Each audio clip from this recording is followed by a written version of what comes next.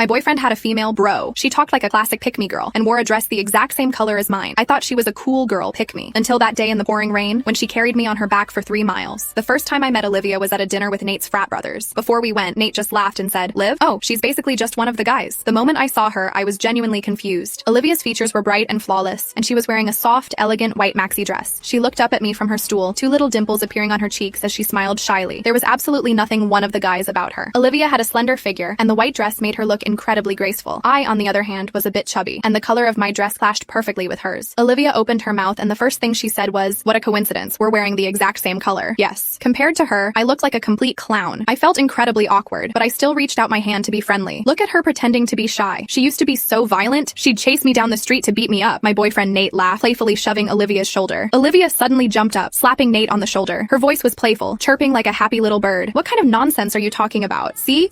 Am I wrong?" Nate laughed, dodging her slaps. I stood frozen in place, my outstretched hand hanging awkwardly in the air. I turned my head and watched my boyfriend roughhousing with her. It felt like I was the outsider. My nose stung, and I closed my eyes. I didn't want to watch them play fight, and I didn't want to leave a bad impression of being a jealous girlfriend the first time I met his best friend, until I heard a loud, resounding smack echo through the room. The moment I opened my eyes, I saw a bright red handprint stamped across my boyfriend's cheek. Nate's shocked voice rang out, "Holy shit, did you put your whole arm into that slap?" After getting to know Nate, I slowly got to know Olivia. Whenever Nate mentioned Olivia, his mouth was full of praise. He said Olivia was cheerful and optimistic, a true example of a girl raised with old money. I added Olivia on Snapchat and Instagram. Olivia's Instagram was filled with photos of her surfing in Hawaii. Her slender figure and radiant energy made her look like a white seagull soaring over the ocean. There were photos of her snowboarding in Aspen and writing papers in a Parisian cafe wearing chic glasses. With her slender swan-like neck lowered, she looked gentle and intellectual. Even though I felt a bit sour because of their play fighting that first time, I couldn't help but sigh to Nate. Olivia really is an incredible person. Nate snatched my phone and said, "Hey, why is her profile public now? She used to have it set to close friends only." Nate's casual remark made my sensitive mind overthink. Why did she suddenly make her profile public right after I added her? As I scrolled through Olivia's feed, Nate immediately leaned his head close to mine to look. He was highly enthusiastic, constantly urging me to scroll to the next picture. After a few swipes, I suddenly didn't want to scroll anymore. I was jealous. I asked him, half joking, half serious, "Do you have a crush on her?" Nate replied with a goofy grin, "Who wouldn't like a rich heiress? But don't worry, she doesn't date." Alright, stop overthinking. If something was going to happen between us, it would have happened years ago. As he said that, he continued staring intently at Olivia's photos. I locked my phone screen. Through the dark reflection of the screen, I clearly saw his crestfallen expression. It looked exactly like the disappointment and sorrow of not being able to obtain a coveted treasure. Actually, I had probably heard the name Olivia back in college, the very day Nate accepted my confession. He was drunk, repeatedly mumbling the word "Liv" under his breath, a 6'2" guy, crying like a dog in the middle of a diner. I heard the friend next to him shove him and say, "Enough, Liv just went abroad to study. She's not dead." His friend called me, and I rushed to the diner to pick him up. I half carried, half dragged him home, by a planter on the side of the road. He grabbed the hood of my sweatshirt and violently threw up all over me.